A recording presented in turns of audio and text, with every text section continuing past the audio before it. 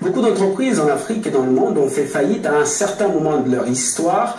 Certaines ont pu être sauvées, d'autres par contre ont complètement disparu de la scène économique. Pourtant, au départ, toutes affichaient une santé de fer. Elles affichaient une santé financière insoupçonnable, ou du moins a priori. Ce paradoxe a poussé notre invité à se poser une question. Il se demande que devrait être la juste place des indicateurs financiers. Mais encore, il s'interroge sur l'importance que devraient revêtir les indicateurs non financiers lorsque l'on veut apprécier, mais également lorsqu'on veut comprendre, mais surtout lorsqu'on veut piloter cette performance de l'entreprise. Mais tout d'abord, c'est quoi un indicateur financier et quel rôle joue-t-il ou comment influence-t-il le pilotage de la performance d'une entreprise? C'est quoi un indicateur non financier et quel rôle doit-il normalement jouer dans la performance économique? Autant de questions, mais rassurez-vous, dans notre émission, il y aura autant de réponses. A tout de suite.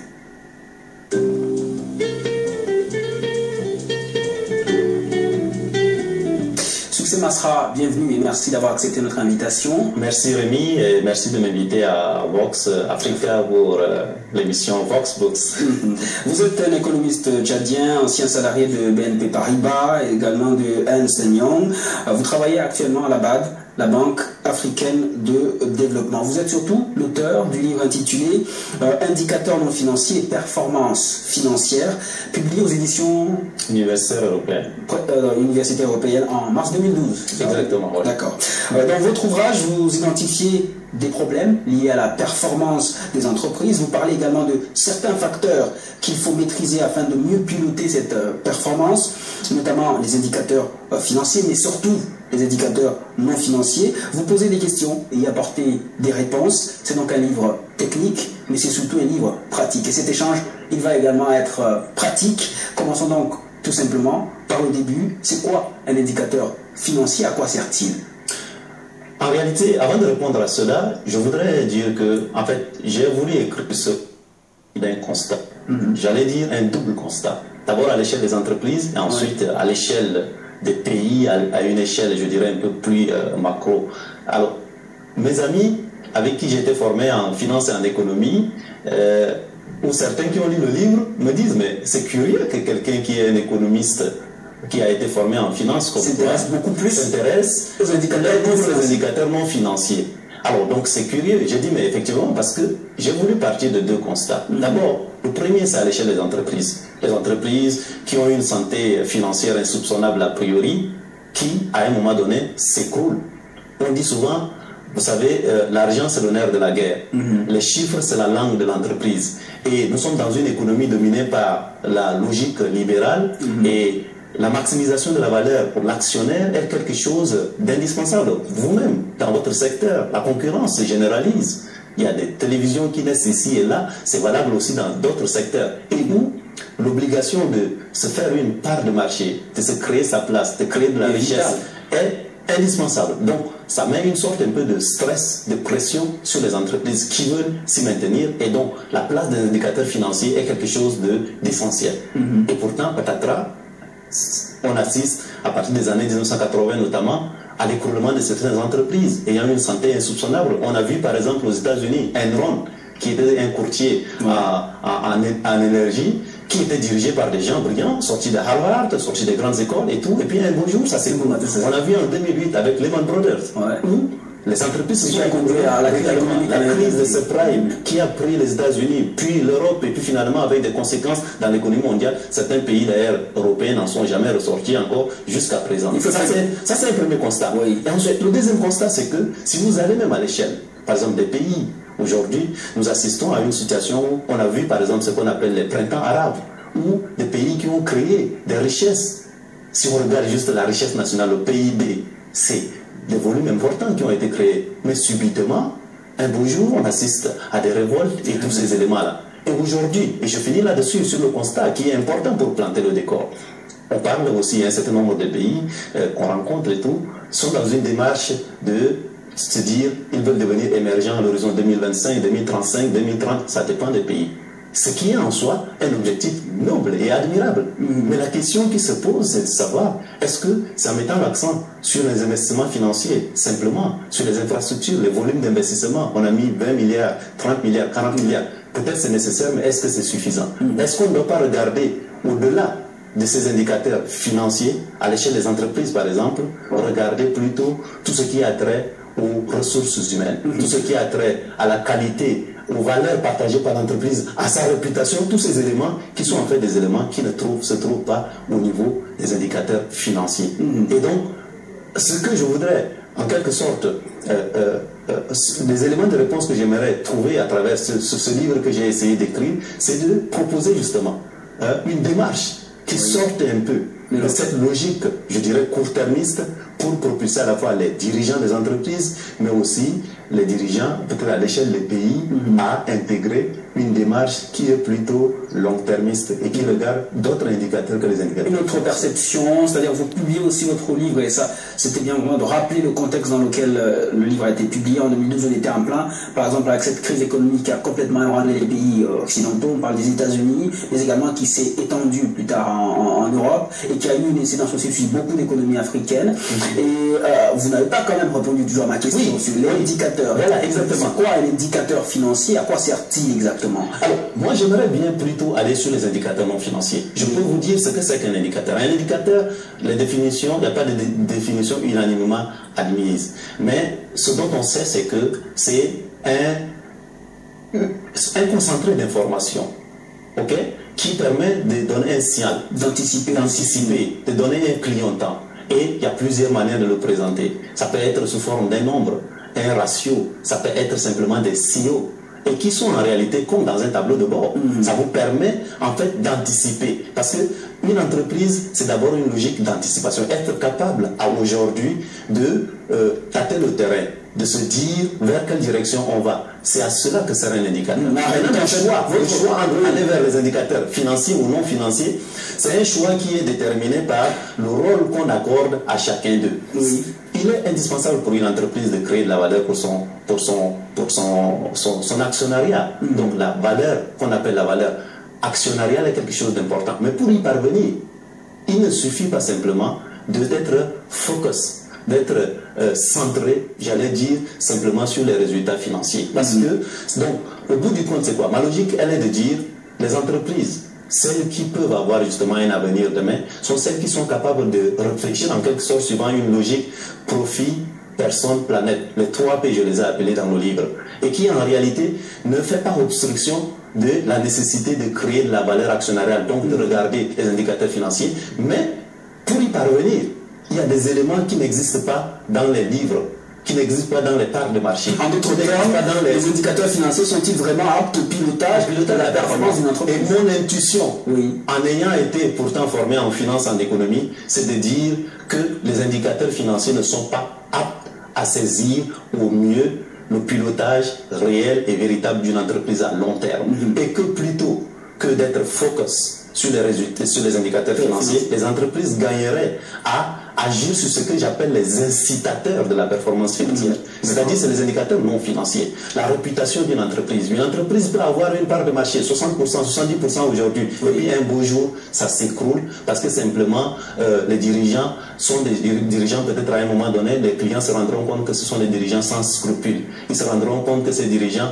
ont utilisé des moyens de violation de l'environnement, par exemple, de dégradation de l'environnement. C'est pour certaines entreprises qui se retrouvent en train d'être indexées comme faisant travailler les enfants. Tous ces éléments-là vont contribuer à une mauvaise réputation de l'entreprise. Donc, l'entreprise peut gagner des parts de marché à un moment donné, et puis un beau jour peut s'écrouler parce que simplement sa réputation s'en trouve affectée. Parce qu'à l'échelle de l'entreprise, la culture, le personnel ne partage pas une culture d'entreprise, ne partage pas un certain nombre de valeurs qui lui permettent en fait de rester accroché à cette entreprise et de s'y investir à très long terme. Mais votre livre ne s'applique pas uniquement aux entreprises, ça peut également s'appliquer aux économies, par exemple africaines.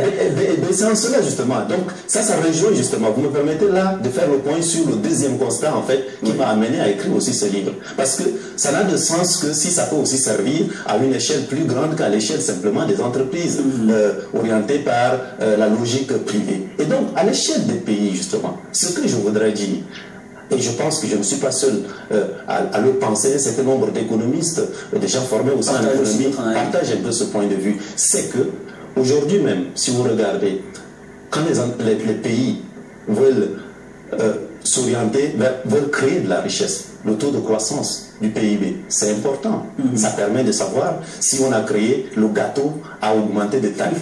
Mais encore faut-il se poser la question de comment est-ce que le gâteau qui existait jusqu'à présent est partagé entre les populations. Donc c'est une approche qu'on appellera l'approche d'un développement inclusif. Au-delà du PIB qui peut croître de 2%, 3%, au-delà des investissements qui peuvent être réalisés au niveau des infrastructures, au-delà de la création de la richesse globale, une des questions fondamentales qui se posent à l'échelle des économies aussi, c'est parfois la question de la redistribution des richesses. Et pour y parvenir, ça demande qu'il y ait l'envie d'association, les clés de répartition qu'on utilise pour répartir entre les différentes populations, c'est des éléments importants à intégrer. Et puis ensuite, ce que je voudrais dire aussi à travers cela, si on pousse la logique de ce livre à l'échelle des pays, c'est de dire que la vraie richesse d'un pays, d'une économie, d'une nation, c'est d'abord la qualité de ses ressources humaines. Des gens bien formés,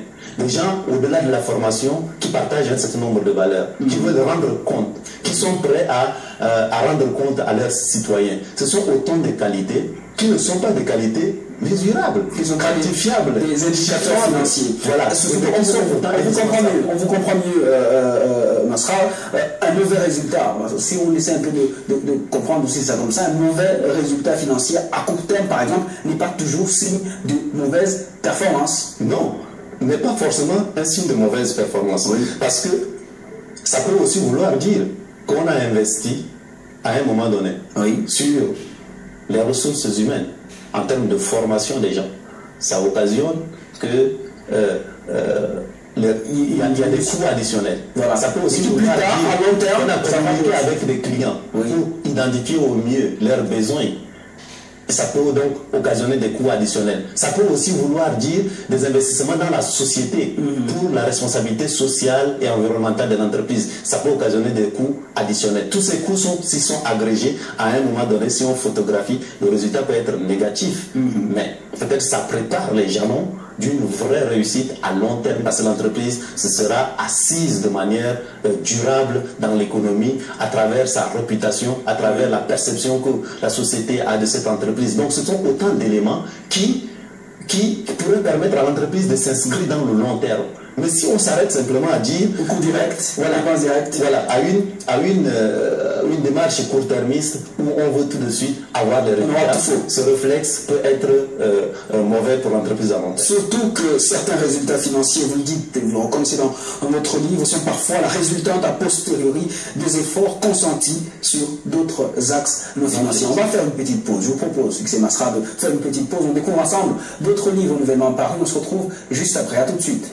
Sur ce plateau, nous sommes toujours en compagnie de Succès Masra, économiste tchadien, auteur de l'ouvrage Indicateurs non financiers et performance financière, un livre publié aux éditions universitaires européennes. C'était en mars 2012. Succès Masra, économiquement parlant, est-ce qu'il y a une différence entre performance et flux monétaire? Si oui, laquelle? Sinon, est-ce que la performance est-elle toujours un flux monétaire? Très bonne question. Il n'y a pas... la performance n'est pas toujours un flux monétaire. Parce que déjà, la performance, lorsqu'il faut la définir, performance pour un sportif, est-ce que c'est la même chose que performance pour un homme politique? Performance pour un journaliste, est-ce que c'est la même chose que performance pour un dirigeant d'entreprise? Ou bien pour quelqu'un qui travaille dans une ONG? Ou bien pour quelqu'un qui est dans une entreprise publique ou dans une entreprise privée? Donc, il y a autant de performances qu'il y a des catégories d'entreprises, d'organisations et j'en passe. Mais pourtant, chacune de ces performances ont un dénominateur commun. C'est d'abord la question de l'efficacité et de l'efficience. Dans votre livre, vous parlez aussi de la performance non financière et on a commencé déjà à y revenir. Et d'ailleurs, vous basez beaucoup plus votre livre sur la performance non financière. On n'en veut pas à vos camarades de trouver ça bizarre. Et surtout, le comment les marchés financiers et les investisseurs doivent-ils la valoriser? Alors, pour vous, il ne faut pas minimiser les indicateurs financiers. Mais il faut il faut pas minimiser les indicateurs financiers. Oui, mais il faut leur donner la juste place qui leur revient. Je trouve que si nous avons des soucis dans notre monde économique contemporain aujourd'hui, avec des crises à répétition et tout ça, une des questions que chacun a intérêt à se poser aussi, c'est la question de la juste place de ces indicateurs. On leur donne plus d'importance qu'ils n'en ont. Je pense qu'on leur donne plus d'importance, ou bien on leur a toujours donné un peu plus d'importance qu'il en fallait. Vous savez, Albert Einstein, qui est un des grands savants du XXe siècle que la plupart d'entre vous connaissent, disait quelque chose. Il dit, la plupart des choses qui comptent, c'est-à-dire au sens de sont importants, ne se comptent pas. Et la plupart des choses qui se comptent ne comptent pas, au sens où ils ne sont pas forcément importants. Je trouve que ça résume à suffisance. Je pense que notre économie aujourd'hui, nos pays ont intérêt aujourd'hui à entendre la voix de ce grand savant du XXe siècle. Et d'une certaine manière, ça rejoint le fait qu'il ne faut pas balayer d'un revers de main l'importance de la finance, des résultats financiers pour une entreprise surtout privée. Mais il faut leur donner la juste place qui leur revient. À quoi ça sert de gagner 70% de parts de marché si ce n'est que pour durer pour 2 ans ou 3 ans, en s'aimant en quelque sorte les germes de sa propre destruction. Et l'histoire par exemple de Enron, qui était dirigée par des gens sortis de grandes écoles, brillants, qui affiché aussi de bons résultats. Oui, qui affichaient de bons résultats, qui en un jour se sont écroulés, doit nous amener à nous poser la question, est-ce que c'est parce que ces gens-là n'étaient pas très bien formés? Je ne le pense pas. Ils étaient dans les meilleures écoles. Les gens sortent de Sciences Po, de HEC, de Harvard, j'en passe les meilleurs, et puis ils dirigent un certain nombre d'entreprises, et on voit que parfois ces entreprises-là s'écroulent brutalement. Donc ce n'est pas une question de formation. Ils savent ce que c'est que le cash flow, vous avez fait allusion à cela, comment l'obtenir, comment mettre la pression sur les gens pour avoir ces résultats. Mais je dis, si on s'arrête seulement à ça, on aura fait la moitié du chemin. Et on risque aussi mettre l'accent sur la responsabilité sociale, sur l'image de marque de l'entreprise, sur les valeurs profondes assises, autour desquelles ces entreprises doivent pouvoir être assises. Et ça, cette logique, on peut la porter aussi à l'échelle des pays, de manière à ce que créer de la richesse, créer le PIB, c'est quelque chose, c'est indispensable, parce qu'il faut qu'il y ait un gâteau, plus le gâteau est grand, tout le monde doit s'en réjouir. Mais au-delà de vous travaillez à la base, est-ce que vous avez l'impression que les pays africains commettent la même erreur? Non, je dois dire que je me présente aujourd'hui devant vous, d'abord comme un intellectuel qui réfléchit. Et donc je dois dire, ce livre qui en réalité, qui est mon 3e livre, est une analyse qui présente mes opinions personnelles en tant qu'analyste, en tant qu'économiste qui réfléchit et qui propose une démarche. Convoquons cependant votre expérience quand même. Oui, mais justement, je veux bien qu'on convoque mon expérience parce que quand je discute avec les gens, l'avantage de travailler dans ce genre d'institutions, c'est de voyager, c'est rencontrer les gens. J'ai dit tantôt que, par exemple, vouloir devenir un pays émergent, c'est quelque chose d'important. C'est en soi un objectif très noble. Mais encore, faut-il que les gens se posent la question, comment est-ce qu'on fait pour y parvenir? Est-ce qu'on met l'accent uniquement sur les infrastructures? On met l'accent uniquement sur telle ou telle politique? Il faut aussi qu'au-delà de ça, la question de la redistribution de richesses, la question de la qualité du personnel qui va gérer les institutions publiques, la question des valeurs profondes déposées. Je pense que c'est du... On dit souvent, le bon sens c'est la chose la mieux partagée. Et je pense que là-dessus, la plupart des gens partagent un peu cela. Après, il faut les mettre en œuvre. Revenons sur un autre point. On en a parlé déjà dans la première partie de cette émission. En fait, la performance financière étant la visée première et même légitime pour les entreprises dans l'univers mondialisé, un univers de concurrence généralisée, comme on disait tout à l'heure, face à ce désir donc de l'argent qui est le nerf de la guerre, votre ouvrage identifie, mais aussi explique les indicateurs qu'il faut utiliser pour piloter la performance, qui demeure une préoccupation quand même pour beaucoup de managers. C'est quoi, un vade-mecum économique? Je ne me permettrai pas d'être aussi... je propose juste une approche qui est basée sur quoi? Basée sur à la fois ma formation. Je l'avais rappelé tantôt, que j'ai été formé en finance, en comptabilité, avant de faire l'école doctorale d'économie. J'ai fait aussi un peu les sciences politiques et donc toutes les questions de la gouvernance, parce que j'étais à Sciences Po. Mais aussi basé sur mon expérience, à la fois antérieure, où j'ai travaillé dans des entreprises comme BNP Paribas, comme Ernst & Young, et aujourd'hui, je travaille dans le développement. Tous ces éléments-là m'ont aussi illustré m'ont aussi renforcé sur un certain nombre de convictions. Et j'en suis arrivé à me dire, si c'était à refaire, si j'avais des possibilités d'action, d'agir, qu'est-ce que je pourrais proposer? Donc, c'est un peu dans ce sens que j'ai voulu écrire en réalité ce livre, pour dire, parce que je l'ai scindé de manière à ce que ça propose à la fois une analyse, je dirais, théorique, une revue documentaire, comme on dit, en matière de recherche, qui présente à peu près, qui digère en quelque sorte tout ce qui existe, en garde la substance sur qu'est-ce que c'est que d'abord la performance. C'est quoi piloter la performance? C'est quoi les qualités requises d'un bon indicateur? Toutes ces questions, j'ai essayé de les poser et d'y apporter des éléments de réponse. Et ensuite, j'ai essayé de faire des cas d'application concrets en réalité. Pour des entreprises qui peuvent être des entreprises de services, qui ont des problématiques différentes, peut-être des entreprises industrielles, mais avec un fond qui reste le même. Et ensuite, d'extrapoler cela à l'échelle de notre économie, à une plus grande échelle, pour dire quelle est la place qu'on doit pouvoir accorder à un certain nombre de choses qui ne sont pas mesurables, qui ne sont pas quantifiables, qui ne sont pas chiffrables. Sont-ils moins importants que les choses qui doivent être chiffrables, mesurables, évaluables en matière en termes monétaires? Et ça rejoint, il y a quelqu'un qui s'amusait à dire la réputation d'une entreprise et la qualité de ses ressources humaines, ça ne se trouve pas dans le bilan de l'entreprise. Le bilan financier, c'est vous faites une photographie à un moment donné, mais la photo peut être rayonnante, mais 2 jours après, vous êtes peut-être accidenté. Donc c'est ce réflexe-là que j'ai voulu un peu aussi proposer pour demander en quelque sorte un peu aux dirigeants de think out of the box, comme le diraient les Anglais, et réfléchir un peu hors du carcan classique. Au final, Succès Masra, terminons par là. Quelles leçons faut-il tirer à l'échelle macroéconomique de tout ce qu'on a dit là? De tout ce qu'on a dit, c'est de dire il faut extrapoler à l'échelle macroéconomique, dire à l'échelle de nos pays, à l'échelle de nos entreprises, qu'est-ce qu'il faut privilégier comme performance, comme excellence, j'allais dire. Est-ce qu'on est excellent parce qu'on est capable simplement, je prends un exemple basique, à l'échelle des écoles par exemple, les élèves, doit-on simplement les évaluer comme étant performants parce qu'ils ont eu 20 sur 20 en mathématiques ou en les évaluant seulement sur la base des points?